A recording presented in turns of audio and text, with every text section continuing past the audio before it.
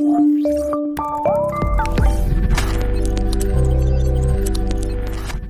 वालेकुम students, welcome to अलहम dynamic world. Discuss कर रहे हैं एमडीकेट बायोलॉजी का यूनिट नंबर 12 और हमारा 7th लेक्चर है सेल साइकिल का। इस लेक्चर में हम डिस्कस करेंगे मायोसिस को। Meiosis is a type of cell division in which number of chromosomes reduce to half in daughter cells, यानी जितने पेरेंटल सेल के अंदर नंबर ऑफ क्रोमोसोम्स होंगे उससे हाफ हो जाएंगे और डेफिनेटली अमाउंट ऑफ डीएनए भी उसी हिसाब से क्या हो जाएगी, हाफ हो जाएगी। ठीक हो गया। दूसरी बात ये है कि ये सिर्फ डायप्लॉइड सेल्स में होती है, ठीक है, ये हैप्लॉइड सेल्स के अंदर प्रोसेस नहीं होता। मैं आपके सामने एक डिप्लॉइड सेल यहां पर बना भी दिया है और उसके अंदर अमाउंट ऑफ डीएनए और अमाउंट ऑफ जो नंबर ऑफ क्रोमोसोम है वो यहां पर मेंशन कर दिए गए हैं। 2n है इसके पास नंबर ऑफ क्रोमोसोम और 2 कैपिटल इसके पास क्या है, अमाउंट ऑफ डीएनए है। ठीक हो गया। अब ये डेफिनेटली सेल पहले इंटरफेस से गुजरेगा और फिर मायोसिस कंप्लीट करेगा और फिर ही क्या होगा, नंबर ऑफ क्रोमोसोम रिड्यूस होंगे, वो हम सारा प्रोसेस देखेंगे। तो देखिए इस मायोसिस से पहले भी क्या होती है, इंटरफेस होता है। उस इंटरफेस के अंदर G1 फेज होता है, S फेज होता है, लेकिन G2 फेज नहीं होता। ठीक है। अब ये जो मायोसिस है इसमें हमारे पास 2 कंसेक्टिव डिवीजन्स इन्वॉल्व हैं जिसकी वजह से 4 डॉटर सेल्स बनते हैं। जो 2 कंसेक्टिव सेल डिवीजन हैं वो है मायोसिस 1 एंड मायोसिस 2। ठीक हो गया। तो हम अपनी बात स्टार्ट करते हैं मायोसिस 1 से। याद रखें मायोसिस 1 से पहले इंटरफेज होगा, जैसे माइटोसिस से पहले होता है वैसे यहां पर भी होगा। यहां पर जो इंटरफेज है उसमें G1 फेज होगा, S फेज होगा, G2 फेज नहीं होगा। ये एक पिक्यूलरिटी है, ये आपने याद रखनी है। ठीक हो गया। एक दफा जब इंटरफेस कंप्लीट हो जाएगा तो हमारा ये वाला जो सेल है क्योंकि S फेज से गुजर चुका है तो इसमें जो अमाउंट ऑफ डीएनए है वो कितनी हो जाएगी, वो 4n हो जाएगी। ठीक हो गया। और नंबर ऑफ क्रोमोसोम स्टिल इसके अंदर कितने हैं, 2n ही हैं। डन है यहां तक बात। तो इंटरफेस के बाद क्या आता है, कैरियोकाइनेसिस आता है, यानी M फेज आता है। यहां कैरियोकाइनेसिस जो है वो हम क्योंकि मायोसिस पढ़ रहे हैं, कैरियोकाइनेसिस के जितने भी फेजेस होंगे, प्रोफेज, मेटाफेज, एनाफेज और टीलोफेज, उनके साथ हम 1 लगा देंगे ताकि हम उनको डिफरेंशिएट कर सकें माइटोसिस के प्रोफेज से, माइटोसिस के मेटाफेज से, माइटोसिस के एनाफेज से, माइटोसिस के टीलोफेज से। तो बात अभी स्टार्ट करते हैं कैरियोकाइनेसिस के पहले फेज प्रोफेज से, जिसे हम प्रोफेज 1 कह रहे हैं। प्रोफेज 1 जो है it's a very long phase. ये जो फेज है इस फेज के अंदर क्रोमोसोम्स बिहेव करते हैं एज होमोलोगस क्रोमोसोम। यहां पर एक कॉन्सेप्ट और समझ लें। देखिए हमारे पास जो 46 क्रोमोसोम होते हैं वो इन दी फॉर्म ऑफ 23 पेयर्स होते हैं। क्रोमोसोम पेयर्स की फॉर्म में एग्जिस्ट करते हैं। हमें जो क्रोमोसोम मिलते हैं वो पैटर्नल साइड से और मैटरनल साइड से मिलते हैं, यानी जो फर्स्ट क्रोमोसोम है, जो फर्स्ट पेयर है, उसका एक पार्टनर हमें पैटर्नल साइड से मिला है, एक मैटरनल साइड से मिला है। ये जो क्रोमोसोम होते हैं ये काफी हद तक सिमिलर होते हैं लेकिन एग्जैक्टली सिमिलर नहीं होते। इनको हम होमोलोगस क्रोमोसोम्स कहते हैं। तो मैंने आपके सामने समझाने के लिए फर्स्ट होमोलोगस जो पेयर है वो आपके सामने बनाया है। इसी तरीके से 23 होमोलोगस पेयर हमारे पास एग्जिस्ट करते हैं और प्रोफेज में क्रोमोसोम ऐसे होमोलोगस क्रोमोसोम बिहेव करेंगे। ठीक हो गया। प्रोफेज जो है इसको हमने फर्दर डिवाइड किया हुआ है 5 फेजेस में। पहला फेज है लैप्टोटीन, उसके बाद है जाइगोटीन, उसके बाद है पैकिटीन, उसके बाद डिप्लोटीन और फिर डायकिनेसिस। हम बात अपनी स्टार्ट करते हैं लैप्टोटीन से। लैप्टोटीन वो फेज है जिसमें क्रोमैटिन की कंडेंसेशन स्टार्ट होती है। क्रोमैटिन की कंडेंसेशन स्टार्ट होती है और होमोलोगस क्रोमोसोम एक दूसरे की तरफ मूव करते हैं। They get close to each other. ठीक हो गया। 2 इवेंट आपने याद रखने हैं, कंडेंसेशन स्टार्ट होगी और क्रोमोसोम एक दूसरे के करीब आना शुरू कर देंगे। ठीक हो गया। नेक्स्ट फेज जो है दैट इज जाइगोटीन। जाइगोटीन वो फेज है जिसमें होमोलोगस क्रोमोसोम जो हैं वो एक दूसरे के पास जो आना शुरू हुए थे लैप्टोटीन में, वो एक दूसरे के पास पहुंच चुके होंगे और वो एक पेयर बना लेंगे। ये जो पेयर बनाना है, ये जो उन्होंने एक पेयरिंग कंप्लीट की है फर्स्ट क्रोमोसोम ने फर्स्ट क्रोमोसोम के साथ, ये जो आपके पास पेयर बनता है इस प्रोसेस को हम कहते हैं साइनेप्सिस। क्या कहते हैं इस प्रोसेस को? इस प्रोसेस को साइनेप्सिस कहते हैं। और इसके दौरान जो आपके पास 2 क्रोमोसोम का कॉम्प्लेक्स बना है उसे हम बाइवैलेंट या टेट्रेट कहते हैं। बाइवेलेंट इसलिए कहते हैं कि उसमें 2 क्रोमोसोम हैं। टेट्रेड इसलिए कहते हैं कि उसमें 4 क्रोमैटिड हैं। ठीक है, जैसे कि आप देख सकते हैं एस फेज से गुजरने के बाद हर एक क्रोमोसोम के पास कितने क्रोमैटिड हो जाते हैं? 2 हो जाते हैं। ठीक है, तो एक के पास 2 हैं, दूसरे के पास भी 2 होंगे, तो ये क्या कहलाएगा? ये टेट्रेड या बाइवेलेंट कहलाएगा। ठीक है, तो ये देख रहे हैं आप यहाँ पर, ये जो मैंने रेड डॉट दिखाया है, ये रेड डॉट बता रहा है कि दोनों क्रोमोसोम एक दूसरे के बहुत करीब आ रहे हैं और ये एक कॉम्प्लेक्स बना रहे हैं जिसे हम साइनेप्टोनीमल कॉम्प्लेक्स कहते हैं। ठीक हो गया, और इस पूरे प्रोसेस को साइनेप्सिस कहते हैं। इससे नेक्स्ट फेज में मूव करते हैं, दैट इज पैकिटीन। पैकिटीन वो एक फेज है, ये वो स्टेप है जो कि मायोसिस को माइटोसिस से डिफरेंशिएट करता है। क्योंकि ये जो स्टेप मैं अभी आपको यहां पर बताने लगा हूं, यहां ये हमने माइटोसिस में डिस्कस नहीं किया। और वो क्या है? वो स्टेप ये है कि non sister chromatids of homologous chromosome exchange there segments and the process is crossing over. यहां पर जरा देखिएगा, ये जो मेरे पास यहां पर क्रोमोसोम बना हुआ है, इसके ये दोनों जो क्रोमैटिड हैं ये एक दूसरे के लिए क्या हैं? सिस्टर क्रोमैटिड हैं। जबकि ये और ये एक दूसरे के लिए क्या हैं? नॉन सिस्टर क्रोमैटिड हैं। तो आप यहां पर देख सकते हैं कि ये जो ब्लू वाला क्रोमैटिड है ये रेड वाले के साथ, यानी कि नॉन सिस्टर क्रोमैटिड जो हैं ये क्या कर रहे हैं? ये ओवरलैप कर रहे हैं। ये ओवरलैप जहां पर ये हैं वहां पर इन्होंने सेगमेंट्स को एक्सचेंज कर दिया है, इसे हम क्रॉसिंग ओवर कहते हैं। आप इस वाले डायग्राम में देख सकते हैं कि थोड़ा सा एक फ्रेगमेंट ब्लू वाले का रेड वाले में शिफ्ट हो गया, रेड वाले का ब्लू वाले में शिफ्ट हो गया। This is crossing over. और ये वही प्रोसेस है जिससे जेनेटिक वेरिएशन बनते हैं। इसको हम मायोसिस की सिग्निफिकेंस में भी पढ़ते हैं कि मायोसिस की सिग्निफिकेंस ही ये है कि उसमें क्रॉसिंग ओवर होती है, जेनेटिक रिकॉम्बिनेशंस बनते हैं और रिकॉम्बिनेशन से वेरिएशन आते हैं जो कि एवोल्यूशन की तरफ लेकर जाते हैं। ठीक हो गया, तो ये मायोसिस की सिग्निफिकेंस भी है। चलें जी, तो पैकिटीन जो है ये वो स्टेप होता है जिसमें क्रॉसिंग ओवर होती है। ये स्टेप कुछ घंटों से कुछ दिनों तक बल्कि साल तक भी चल सकता है। ठीक है, लैक्टोटीन और जाइगोटीन रिलेटिवली शॉर्ट होते हैं, जबकि पैकिटीन जो है वो लंबे अरसे तक स्टे कर सकता है। पैकिटीन से नेक्स्ट जो फेज होता है दैट इज डिप्लोटीन। डिप्लोटीन में क्या होता है? क्रोमोसोम एक दूसरे को रिपेल करना शुरू कर देते हैं, वो एक दूसरे से दूर होना शुरू हो जाते हैं, उनके सेंट्रोमेर एक दूसरे से दूर होना शुरू हो जाते हैं, उनमें रिपल्जन स्टार्ट हो जाती है।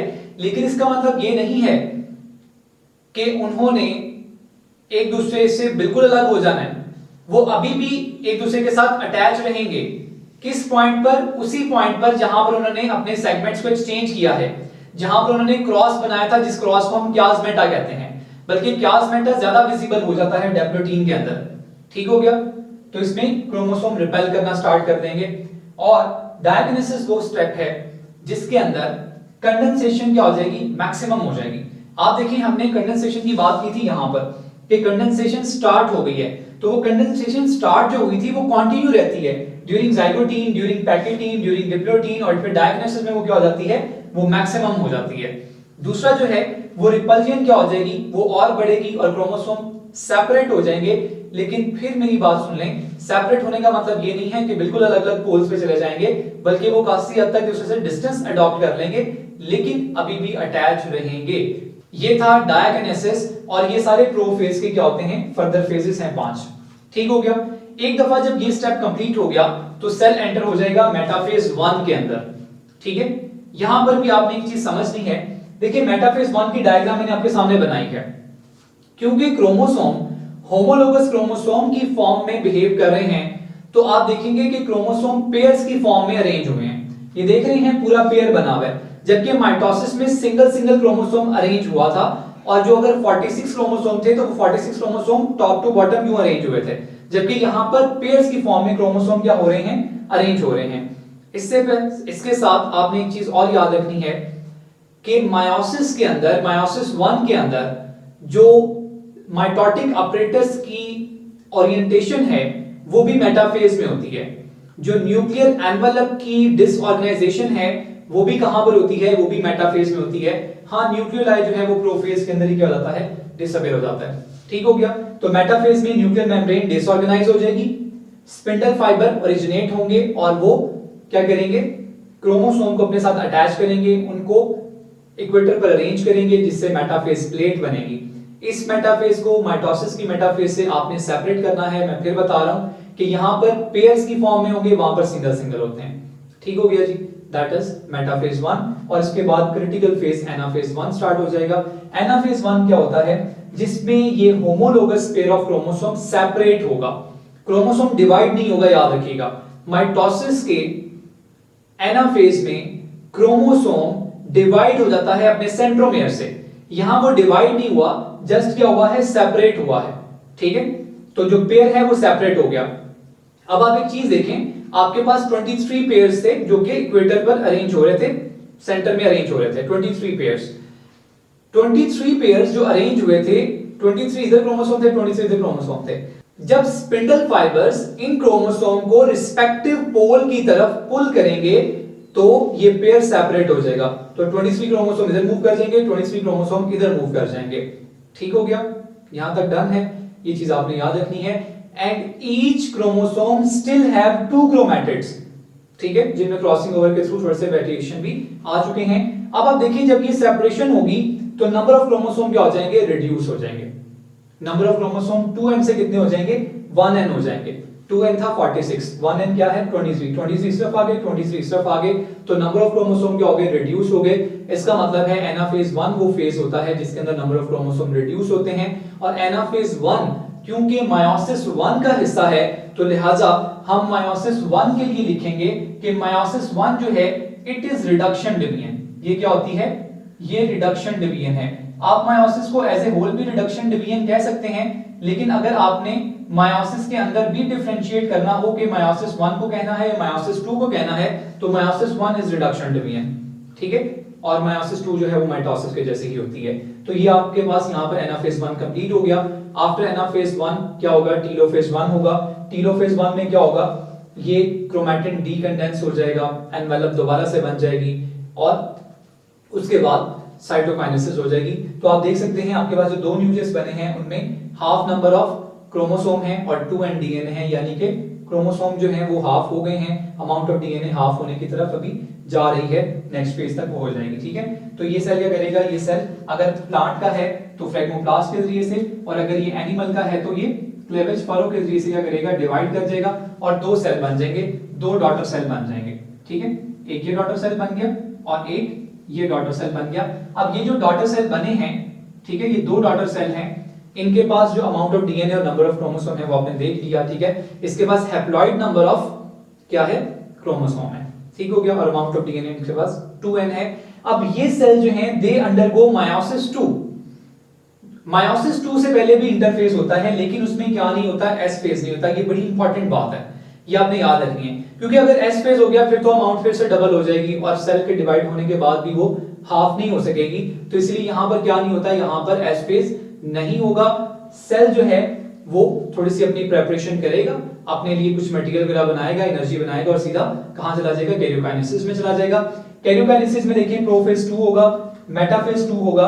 आप देख सकते हैं इस मेटाफेज को, इस मेटाफेज में आपके पास बिल्कुल वैसी ही अरेंजमेंट है जैसे कि हमने माइटोसिस में पढ़ी थी। माइटोसिस में भी सिंगल सिंगल क्रोमोसोम क्या होता है, अरेंज होता है, यहां पर भी सिंगल सिंगल क्रोमोसोम अरेंज होगा, आप देख सकते हैं। दूसरा ये है कि एनाफेज 2 में आप देख सकते हैं कि क्रोमोसोम क्या होगा, अपने सेंट्रोमेयर से डिवाइड होगा। ये यहां पर एमसीक्यू सुन लें, अगर आपसे पूछा जाए कि during meiosis in which phase the chromosome divide from its centromere, तो उसका आंसर क्या होगा, उसका आंसर होगा एनाफेज 2, ठीक है। आपने एनाफेज 1 नहीं लगाना, एनाफेज में जस्ट क्रोमोसोम सेग्रीगेट होते हैं, इंडिपेंडेंटली असॉर्ट होते हैं, ठीक है, ये रैंडम असॉर्टमेंट उनकी होती है, ठीक है। डन हो गया।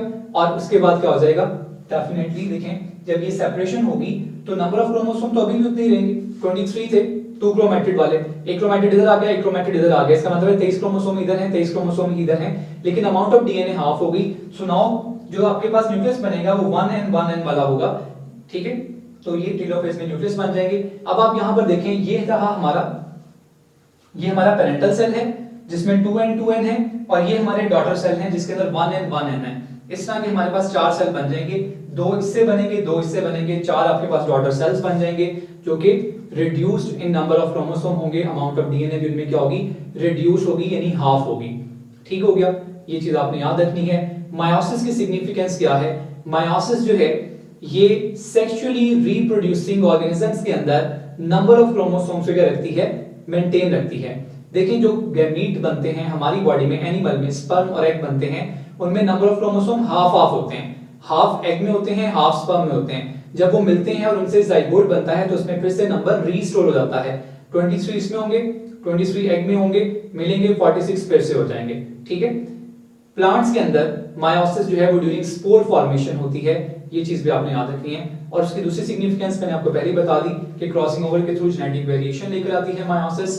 ये था मायोसिस का आज का हमारा टॉपिक। अल्लाह हाफिज।